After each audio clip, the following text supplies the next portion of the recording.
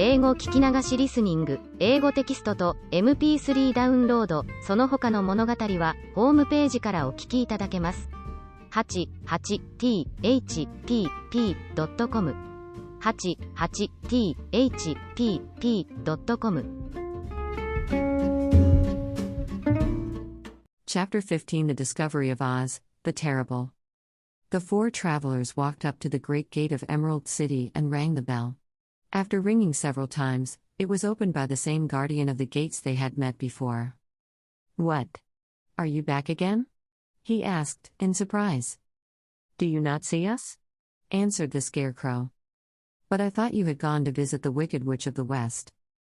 "We did visit her," said the Scarecrow. "And she let you go again?" asked the man, in wonder.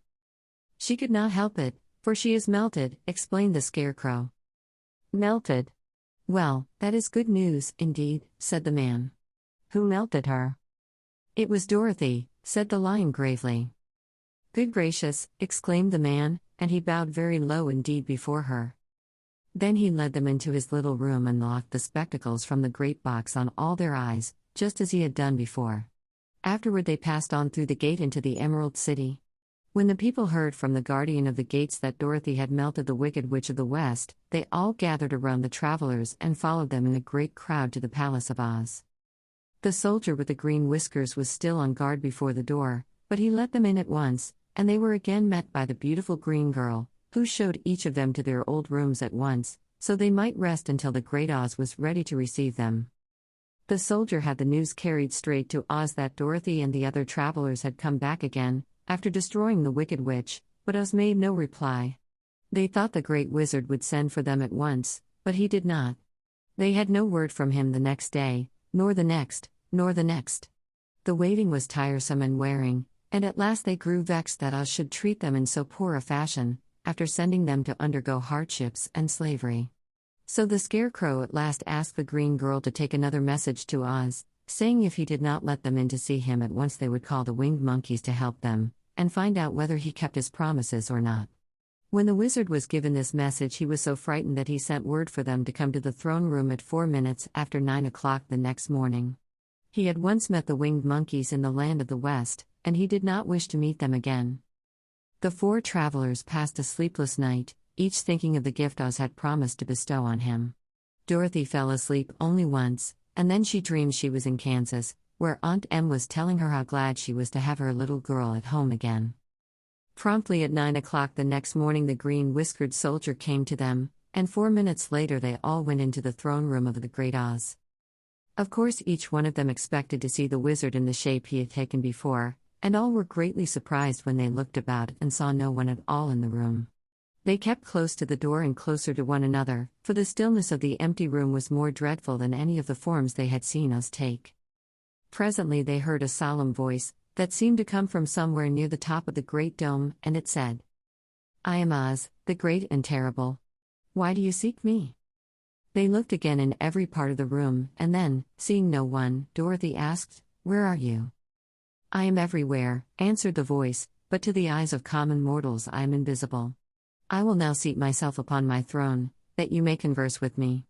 Indeed, the voice seemed just then to come straight from the throne itself, so they walked toward it and stood in a row while Dorothy said, "We have come to claim our promise, O Oz." "What promise?" asked Oz. "You promised to send me back to Kansas when the Wicked Witch was destroyed," said the girl. "And you promised to give me brains," said the Scarecrow. "And you promised to give me a heart," said the Tin Woodman. "And you promised to give me courage," said the Cowardly Lion. "Is the Wicked Witch really destroyed?" asked the voice, and Dorothy thought it trembled a little. "Yes," she answered, "I melted her with a bucket of water." "Dear me," said the voice, "how sudden. Well, come to me tomorrow, for I must have time to think it over." "You've had plenty of time already," said the Tin Woodman angrily. "We shan't wait a day longer," said the Scarecrow. "You must keep your promises to us," exclaimed Dorothy. The lion thought it might be as well to frighten the wizard, so he gave a large, loud roar, which was so fierce and dreadful that Toto jumped away from him in alarm and tipped over the screen that stood in a corner. As it fell with a crash they looked that way, and the next moment all of them were filled with wonder. For they saw, standing in just the spot the screen had hidden, a little old man, with a bald head and a wrinkled face, who seemed to be as much surprised as they were. The Tin Woodman, raising his axe, rushed toward the little man and cried out, "Who are you?" "I am Oz, the great and terrible," said the little man, in a trembling voice. "But don't strike me, please don't, and I'll do anything you want me to." Our friends looked at him in surprise and dismay. "I thought Oz was a great head," said Dorothy. "And I thought Oz was a lovely lady," said the Scarecrow. "And I thought Oz was a terrible beast," said the Tin Woodman. "And I thought Oz was a ball of fire," exclaimed the Lion. "No, you are all wrong," said the little man meekly. "I have been making believe." "Making believe?" cried Dorothy. "Are you not a great wizard?" "Hush, my dear," he said. "Don't speak so loud, or you will be overheard, and I should be ruined. I'm supposed to be a great wizard."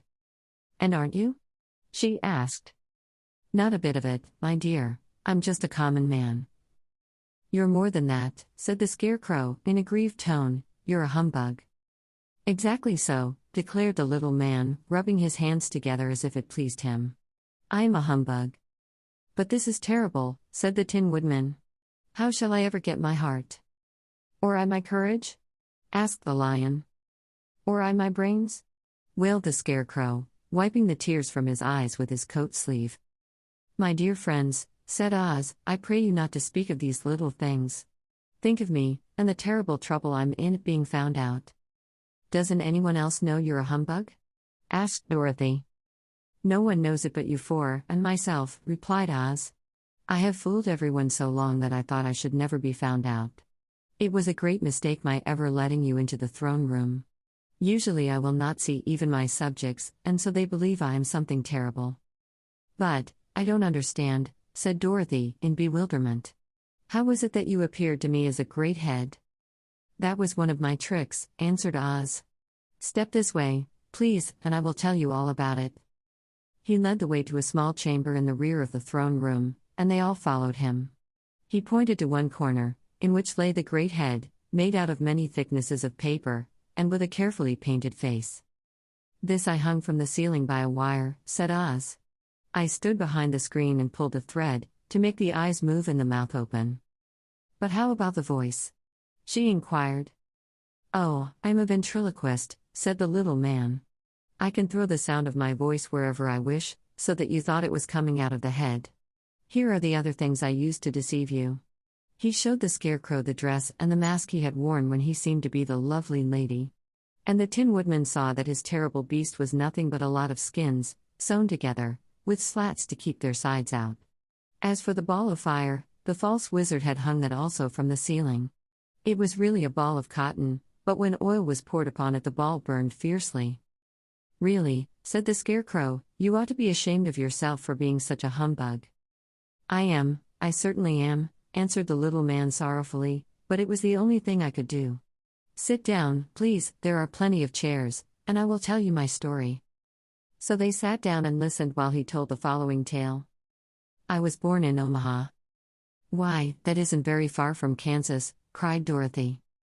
"No, but it's farther from here," he said, shaking his head at her sadly. "When I grew up I became a ventriloquist, and at that I was very well trained by a great master. I can imitate any kind of a bird or beast." Here he mewed so like a kitten that Toto pricked up his ears and looked everywhere to see where she was. "After a time," continued Oz, "I tired of that, and became a balloonist." "What is that?" asked Dorothy. "A man who goes up in a balloon on circus day, so as to draw a crowd of people together and get them to pay to see the circus," he explained. "Oh," she said, "I know. Well, one day I went up in a balloon and the ropes got twisted, so that I couldn't come down again. It went way up above the clouds, so far that a current of air struck it and carried it many, many miles away. For a day and a night I traveled through the air, and on the morning of the second day I awoke and found the balloon floating over a strange and beautiful country. It came down gradually, and I was not hurt a bit. But I found myself in the midst of a strange people, who, seeing me come from the clouds, thought I was a great wizard. Of course I let them think so, because they were afraid of me, and promised to do anything I wished them to. Just to amuse myself, and keep the good people busy, I ordered them to build this city and my palace, and they did it all willingly and well. Then I thought, as the country was so green and beautiful, I would call it the Emerald City, and to make the name fit better I put green spectacles on all the people, so that everything they saw was green. But isn't everything here green? Asked Dorothy. No more than in any other city, replied Oz, but when you wear green spectacles, why of course everything you see looks green to you. The Emerald City was built a great many years ago, for I was a young man when the balloon brought me here, and I am a very old man now. But my people have worn green glasses on their eyes so long that most of them think it really is an Emerald City, and it certainly is a beautiful place, abounding in jewels and precious metals, and every good thing that is needed to make one happy. I have been good to the people, and they like me, but ever since this palace was built, I have shut myself up and would not see any of them. One of my greatest fears was the witches, for while I had no magical powers at all I soon found out that the witches were really able to do wonderful things. There were 4 of them in this country, and they ruled the people who live in the north and south and east and west. Fortunately, the witches of the north and south were good, and I knew they would do me no harm, but the witches of the east and west were terribly wicked, and had they not thought I was more powerful than they themselves, they would surely have destroyed me. As it was, I lived in deadly fear of them for many years, so you can imagine how pleased I was when I heard your house had fallen on the wicked witch of the east. When you came to me, I was willing to promise anything if you would only do away with the other witch, but, now that you have melted her, I am ashamed to say that I cannot keep my promises. I think you are a very bad man, said Dorothy. Oh no, my dear, I'm really a very good man, but I'm a very bad wizard, I must admit. Can't you give me brains? Asked the Scarecrow. You don't need them. You are learning something every day. A baby has brains, but it doesn't know much. Experience is the only thing that brings knowledge, and the longer you are on Earth the more experience you are sure to get. That may all be true, said the Scarecrow, but I shall be very unhappy unless you give me brains. The false wizard looked at him carefully. Well, he said with a sigh, I'm not much of a magician, as I said, but if you will come to me tomorrow morning, I will stuff your head with brains. I cannot tell you how to use them, however, you must find that out for yourself. Oh, thank you, cried the Scarecrow. I'll find a way to use them, never fear. But how about my courage? Asked the Lion anxiously. You have plenty of courage, I am sure, answered Oz. All you need is confidence in yourself. There is no living thing that is not afraid when it faces danger. The true courage is in facing danger when you are afraid, and that kind of courage you have in plenty. Perhaps I have, but I'm scared just the same, said the Lion. I shall really be very unhappy unless you give me the sort of courage that makes one forget he is afraid. Very well, I will give you that sort of courage tomorrow, replied Oz. How about my heart? Asked the Tin Woodman. Why, as for that, answered Oz, I think you are wrong to want a heart. It makes most people unhappy. If you only knew it, you are in luck not to have a heart. That must be a matter of opinion, said the Tin Woodman. For my part, I will bear all the unhappiness without a murmur, if you will give me the heart. Very well, answered Oz meekly. Come to me tomorrow and you shall have a heart. I have played wizard for so many years that I may as well continue the part a little longer. And now, said Dorothy, how am I to get back to Kansas? We shall have to think about that, replied the little man. Give me 2 or 3 days to consider the matter and I'll try to find a way to carry you over the desert. In the meantime you shall all be treated as my guests, and while you live in the palace my people will wait upon you and obey your slightest wish. There is only one thing I ask in return for my help, such as it is. You must keep my secret and tell no one I am a humbug. They agreed to say nothing of what they had learned, and went back to their rooms in high spirits. Even Dorothy had hoped that the great and terrible humbug, as she called him, would find a way to send her back to Kansas, and if he did she was willing to forgive him everything.